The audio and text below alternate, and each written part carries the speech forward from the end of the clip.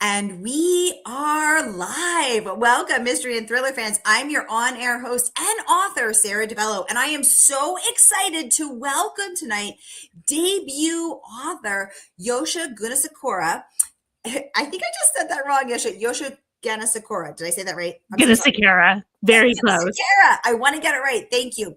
Who is here to give us the inside scoop on her brand new book, The Midnight Taxi. Yosha, welcome to Mystery and Thriller Mavens. Tell us about this book. Thank you so much for having me. I'm so delighted to be here. The Midnight Taxi is my debut mystery, and it follows a Sri Lankan American New York City taxi cab driver, Siriwati Pereira, who picks up a fare, and then when she gets to his destination, he's been murdered. So it's a locked cab mystery and really follows Siri and her public defender, Amaya, as they travel to all 5 boroughs and Roosevelt Island in search of clues to find the real killer before it's too late.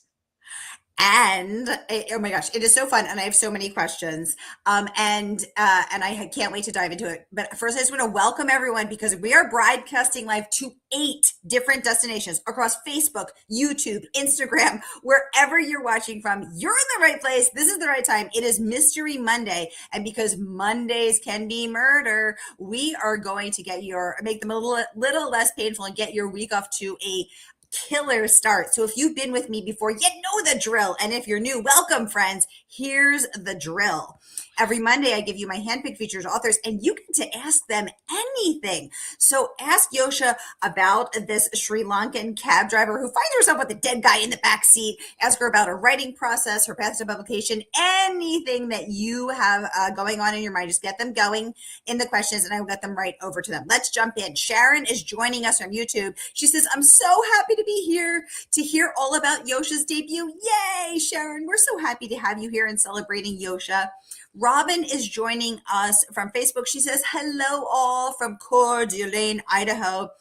And Yosha, I just want to tell you, in case you didn't see it yet, that every winter, every year on the first episode of the year, I have the book critic from the Montecito Journal on, Leslie Zemeckis, who is an award-winning documentary filmmaker, as well as the book critic for the Montecito Journal and a best-selling author herself. And she gives us her top 10 book picks of the year, and she picked you. And so that was so exciting. And then earlier today, I was hosting Leodora Darlington about her debut book, The X's, and New York Public Librarian Tabrisha Jones logged on and said she's so excited about this. So we have so many industry people and readers, and everybody's so excited about your book. Robin says, congratulations on your debut.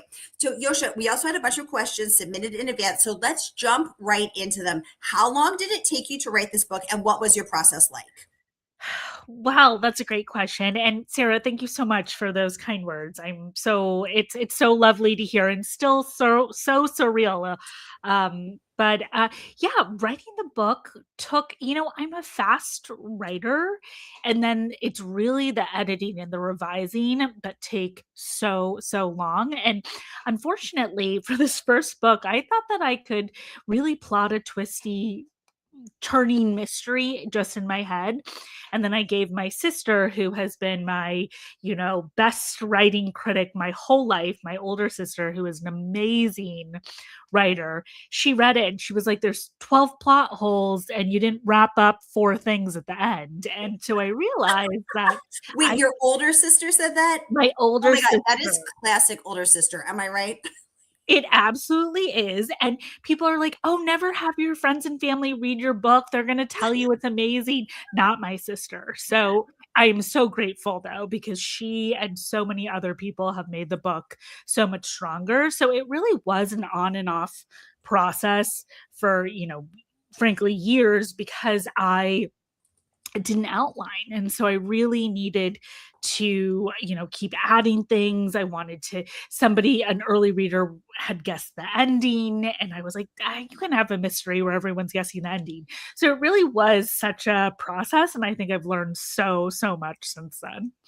Well, as an older sister myself, as the oldest of four, I just want to say that that is hashtag classic older sister. And on behalf of all older sisters everywhere, we're just always right. So it's very important that the little sisters listen to the older sisters. Okay, wait. So when she gave you that feedback of the 12 plot holes, were you like, I should have never asked her, or were you like, she's right? She was totally right. She was totally right. I have, and maybe again, it's from having two older sisters who are, much smarter than me, much more together than I am, who, have always like made the writing and the work that I do better. And so, frankly, I think anybody who's willing to read anything you write and to give you thoughtful critiques, that's such a gift, whether it's family, whether it's beta readers online, whether it's when I was querying literary agents who gave me such valuable advice. I'm so, so grateful for that. And so I was like, at first I was like, are you sure? And then I was like, a couple days later, I was like, oh, God, you're right. You're totally right. So Robin is saying she's an older sibling. See, Robin, we are vibing. We know we're always right. Oh my God, I love it. We have Annalie joining us from Facebook. She says, hello from outside Boston. Hi, Annalie. She says, I have been seeing ads for this book. Such an engaging premise. I love mysteries with specific details. Annalie, I'm so glad you said that because I do too. And one of the things that I really enjoyed about Yosha's book was the specificity of being a cab driver. So we see, for instance, the boredom, the late nights, how she is trying to keep herself, how Siri is trying to keep herself entertained by listening to true crime podcasts, but not too loud. How she's trying to choose between which fares to pick up and whether she feels sort of safer with a male passenger or a female passenger. Because she actually, before Amaya gets in the cab, she actually sees a male passenger and then she's like, I would rather pick up a female. And I was like, oh my God, that is so relatable. So, Yosha, tell us a little bit about how you researched being in the front seat of a cab. yeah, so it's from a combination of a lot of things. One, I have this very specific memory. I am a lawyer and I was working night court, which is when you represent people accused of crimes at night and you don't As get a lot of Amaya court. does. Yes, as Amaya does. And so her job specific stuff is definitely from my legal background. But for the cab stuff, I mean, it was like 1 a.m. and I was looking to wave down a yellow cab and there was already a yellow cab waiting. I got in and he apparently waits outside of criminal court because he loves talking to lawyers about court, about true crime, about how their night was. And it was this Yes. like really special moment of human connection with a stranger Oh, that I think you like so rarely get in New York City. And that really got me thinking about the lives of taxi cab drivers. uh-huh. I mean, they're such essential workers here in New York City. It's like the yellow cab is such an iconic New York Mm, City symbol, but we don't really ask questions about like the lives of those people who, quite frankly, keep New York City running. And yeah. then at the same time, I had started to date someone who is now my now husband, and his father was a cab driver, and his grandfather was a cab driver who actually got shot in the head while driving a cab, lived to tell the tale, and then went back after a brief hiatus to driving a cab.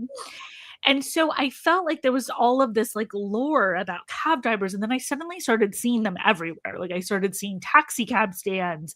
I started seeing, the restaurants that cab drivers were going to at night. And it just made me so interested in their stories. And I really wanted to have this book be an ode to, in part, service people near in New York City and immigrants. And I think cab drivers really fit really nicely into all three of those categories. Oh my God. Renee is joining us from Southeast Florida. Hi, Renee. Welcome to the conversation. She is saying, wow, horrified face. I think that's how we're all feeling. Wait, so Amaya, I think Amaya, okay, so Amaya is a night court lawyer. You, Yosha, just sharing. I love this background that you also were a night court lawyer. Your husband's grandfather was shot in the head. Wait, by a passenger or just like a drive-by shooting? Or like, I think we need more information. That's awful.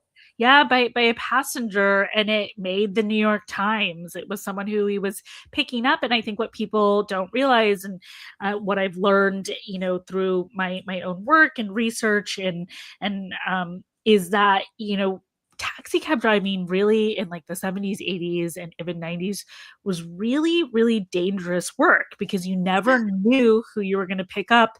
And oftentimes, like this is pre, tap to pay. So a lot of cab drivers were carrying a lot of money with them, just change, small bills to, break a 20 or whatever.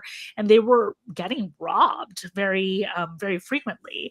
So it was like a very dangerous job to have. But a lot of people, had those medallions that you have to be able to drive, and they're very expensive to procure. So I've oftentimes they heard would that. stay in the family. And so a lot of people like Siri, felt this need to continue because, her family had put up such a big investment. How expensive are they, Yosha? Because I've heard that they're like, are they tens of thousands of Yeah, dollars? Yeah. yeah, they can be Wow. really, really expensive. Because who can afford that? Yeah. That's Yeah. great. And it's so interesting because I love knowing that Maya, who gets in the back of Siri's cab, and then they end up becoming friendly, and then she ends up I don't think this is a spoiler, calls her when she finds a dead guy in the back. Um, and I love knowing that that is actually based on your experience from leaving Night Court and talking to this driver. Renee would like to know, Yosha, is this book considered a cozy? So let's start there. And then she says, if not, why? Some of my friends that read your book loved it. They did think it was more of a cozy. Tell us about that. Yeah, that's a really great question. Thank you so much, Renee. This is actually, been a topic of conversation because Yeah, some people say it's cozy, some people say it's more traditional mystery. I yeah. think that because it deals with a lot of serious themes in the criminal legal system, and deals with, you get a really real look into how the court system works. I think that it's not just a cozy. I think it probably is like a little bit more of a traditional mystery, but still has those cozy, humorous elements. So I think you can call it either. But for me, I really wanted to write the book that I needed at the time. I currently represent people who have been incarcerated for decades for crimes that they didn't commit at the Innocence Project. And as you can imagine, it's really tough work. And so while I wanted to address these serious themes, I also wanted something that was just fun and funny and page turning and humorous, because I think that's sort of how I cope day to day too. So I think you can call it either thing. I say it's a mystery with, cozy elements, but I think there's no right or wrong. Robin saying you gotta love a well-written cozy. So it's so interesting that this comes up because we often debate because I host all genres in the mystery and thriller realm, ranging from true crime to cozies to suspense, whatever.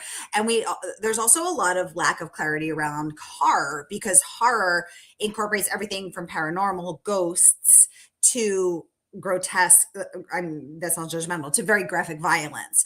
And so I actually researched this a little bit. And as I understand it, what defines a cozy is that you know from the beginning who the murderer is. So technically, this is not a cozy because you don't know from the beginning who the murderer is. As I understand it, from the very traditional definitions of what defines the different subgenres.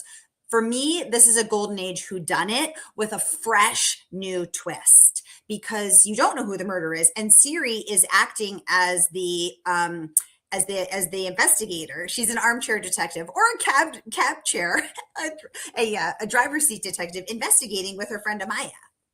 I love that definition, and Sarah, I'm going to have to steal it from you because I think that that's perfect. It definitely is.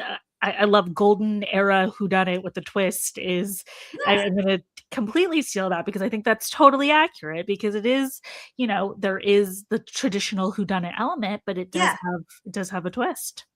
right, exactly. Because this is, I mean, for those of us, I love golden age whodunits. So we're talking from Agatha Christie to Anthony Horowitz to all of the, golden age whodunits are my favorite genre, and that is where there is there's either a detective or a private investigator or just your, average gal about town who is investigating a murder that they find foisted upon them. This is that, I think, but with a fresh twist of, of a diverse and inclusive voice, and addressing really meaty legal issues and cultural issues affecting both people who are brown skinned and wrongfully incarcerated. So I think it's a golden age whodunit with just, with a lot of meat on those bones. Okay. I'm gonna get to all of these. Renee saying thank you, Sarah, and also saying thank you, Yosha, for answering her questions. Of course, Renee, that's what we're here for, a real conversation.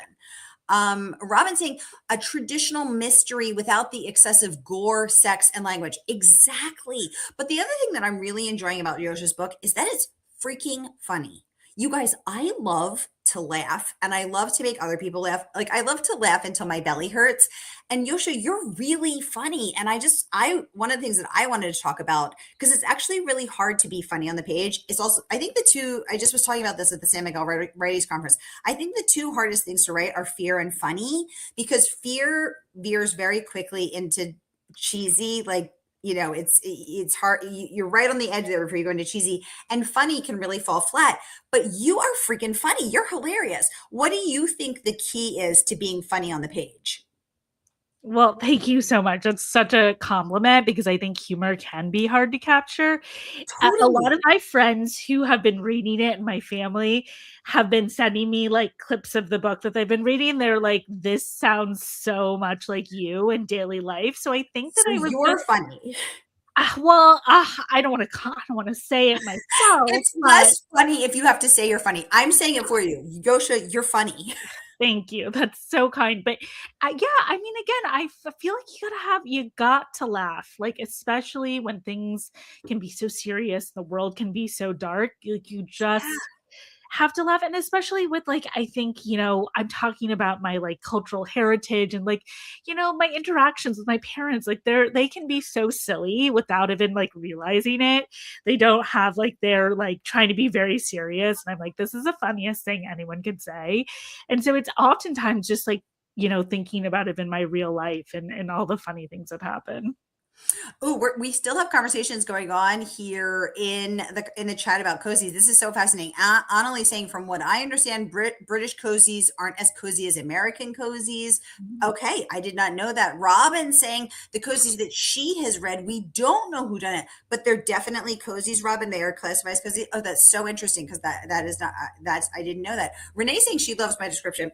Thanks, Renee. That's what I'm here for.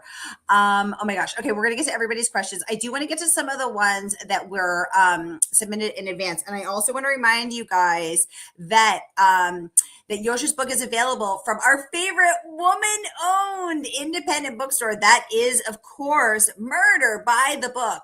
So you can order your copy of The Midnight Taxi and join Siri as she investigates the dead guy that she finds in the backseat on her last fare of the night, with and support woman-owned, our favorite woman-owned bookstore. So whether you're watching with us on Facebook, YouTube, or Instagram, here is the link that you can click and order The Midnight Taxi, and you can laugh and learn and investigate alongside of us. So here is that link.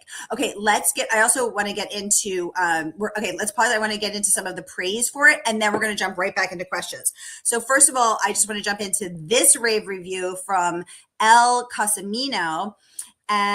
Cosimano, excuse me. And she says, I adored this resilient, plucky, taxi driving sleuth. That is such a great description of Siri, I thought. Resilient, plucky, taxi driving sleuth, and her fiercely loyal public defender. Yosha's debut, whodunit, takes readers on an intriguing ride. I love the pun. I love a pun, with plenty of surprising turns. Perfect for fans of Olivia, Blacke, and Mia P. Manansala. And that, of course, is from Elle Cosimano. She is the New York Times bestselling author of Finlay. Donovan is killing it. And Elle is not the only one raving. Nina Simon, who is the New York Times bestselling author of Mother-Daughter Murder Night, which is such a fun title, has this to say. She says, mystery takes Manhattan in this charming debut. which features a winning cast steeped in the rich diversity of immigrant New York and the nuances of the criminal justice system. And I love now knowing that that is steeped in your, is drawn from your own knowledge in the Innocence Project. And thank you for that beautiful, selfless, almost unimaginably hard work that you do, Yosha, on behalf of all who are wrongfully incarcerated. Thank you so much. Robin is saying Midnight Taxi is now on my list.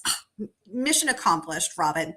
Okay, so Yosha, I want to get back to your process. So you originally said you did not plot it. You just drafted it out, then you gave it to your sister, and then your sister was like, hold on just a second. So you just wrote from your heart, and then you were like, oop, let me back up and start drafting or plotting, or what happened?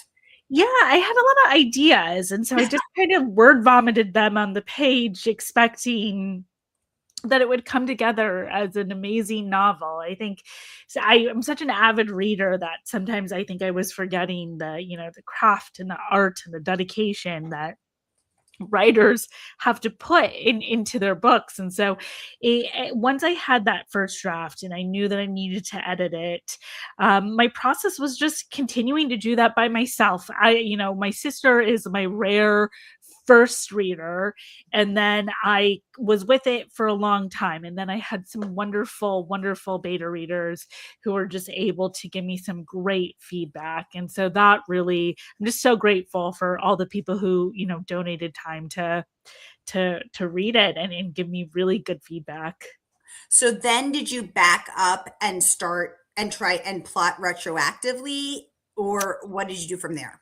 Yeah, so then I realized that I needed to really change things up. It was not only just with the plot, but it was with character development, it was with Okay. pacing, it was with, even the voice. Like I realized that I had a really good idea, but I wasn't executing. And I think that that's Ooh. like I I think that that's not talked about enough. I think a lot of writers, and I think a lot of writers are amazing and they probably have beautiful first drafts. But for me, I it don't was think like, so. I don't think anybody has a beautiful first draft. If they have, I haven't met them. well, yeah, and I think we just need to embrace the messy draft. And so it really went through a ton of iterations with me just looking at it, and it was like it took a lot of it took time because I needed to put it down, and then I needed to come back to it, and then I needed to Ooh, put it okay. down. And I was, some days I would focus on one thing, other days I would focus on another. And yeah, and eventually it was like fit for more more readers. And but that was a process. So walk us through the process. So you went through, you went back, you edited it. Did that take you almost as long as drafting it, and then you started querying it, or what happened? Yeah, so then I started querying it with literary agents, and Uh-huh. I didn't know any, so I just started looking to see who was going to take mystery thrillers, and I started that process. And then I did all sorts of pitching. I did the cold emails. I went to Thriller Fest and I pitched live agents, which was like terrifying but also so fun. And eventually I got a handful of offers and I was able to pick an agent that I really adore. And she's developmental because for me, I really do love the feedback. I know it sounds cheesy, but feedback is such a gift in this industry. I always want to make my book better. And so we then did a lot of edits. And I'm an impatient person and I'm like, let's get it out there. Let's see who's going to buy it. And my agent was like, no, no, we have to take our time with this. And she was like, let's tweak this, let's tweak that. And so that was another process, and it was a Mm. lesson in patience. And I'm so grateful that she talked me off of like trying to submit whatever I had, because you really only have one chance with You have that one editors, chance. and you want to put something that is your strongest foot forward. So I'm so glad that we waited and we revised and she had other people read it. And I think literary agents are amazing because they do all of this for free. I mean, because if this book never sold, like she wouldn't see a penny from it. So I just was so grateful for her and all the people involved at that stage. Sharon is saying, oops, Sharon is saying, constructive feedback is the best. Oh, what a beautiful attitude. This is a great question too. Renee wants to know, so with all of your law work, which must be extremely demanding work on the Innocent Project, how do you find time to write this book? Great question, Renee. Tell us your secrets, Yosha. Yeah, thank you so much for the question, Renee. I did a couple of things. I mean, really, sometimes when I wrote this, partly when I was practicing as a public defender, you do have Wow. some downtime while you're waiting in court for your case to be called. You have downtime in jail and prison waiting rooms because you can't take in your cell phone, you can't take in any electronics. So you're left with your court file that you've reviewed a million times and like a blank yellow pad. So sometimes I would write shorthand and then transcribe at the end of the day onto my computer. Um, Wow. so yeah, it was really finding pockets of time whenever I could. And then I would get up at usually like 5 or 5:30 a.m. and try to get a little writing done before work. Uh, but for me, it was just if I didn't make it a priority for writing, I felt like with the demanding day job, and because I felt like my clients are always my number one priority, I if I didn't try to find the time, I was never going to be able to write something. So it was just pockets of time. I wish I could say I was like writing for 4 or 5 hours a day, but sometimes it was 15, 20 minutes and whatever I could get out. Oh, I love that. Kelly Garrett, who was also on for her last book, also weighing in with a rave review. I will pop it up, and it's long, so I'll only pop it up for a second. But she says the Midnight Taxi is the most fun and unique locked room mystery that I have ever read. What a and she goes on to say. I had a blast tagging along with Siri and Amaya as they traversed New York City, trying to uncover exactly who killed Siri's late night fare in a moving taxi cab. Yosha weaves an enlightening and timely insights about her Sri Lankan culture and what it's like being an immigrant into a satisfying, well-plotted mystery. I already can't wait for book 2. Big praise there from Kelly Garrett, who was on for her last book, as well as Ashley Winstead, who was on for her last book, who raves. The Midnight Taxi is one of my favorite mysteries of the year. Yes, Ashley Winstead. She says it is a witty, charming love letter to New York City immigrants and the often unseen laborers who make this world go round, with a pair of supremely endearing sleuths, a puzzle box structure full of twists, and a deeply satisfying conclusion. This is a winner.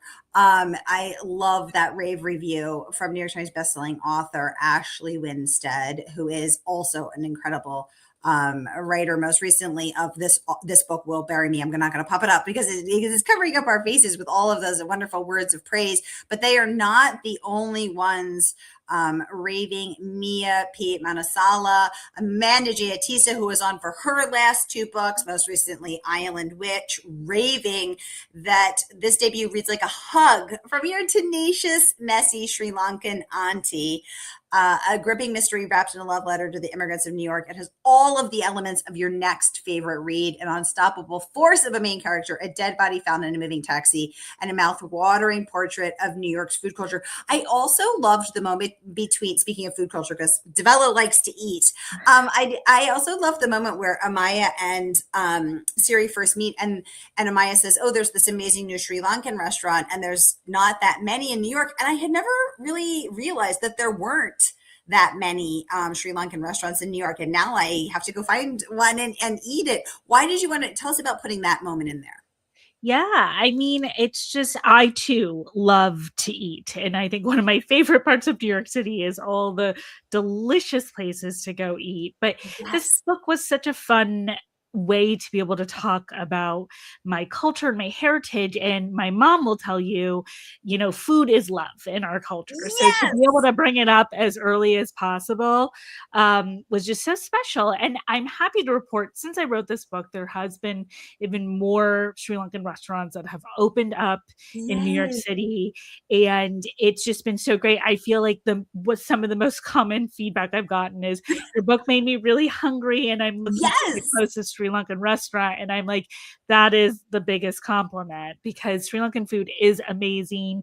There's amazing restaurants in all of the boroughs here in New York City. We're lucky to be able to have that. And it really is such a fun ode to Sri Lankan culture.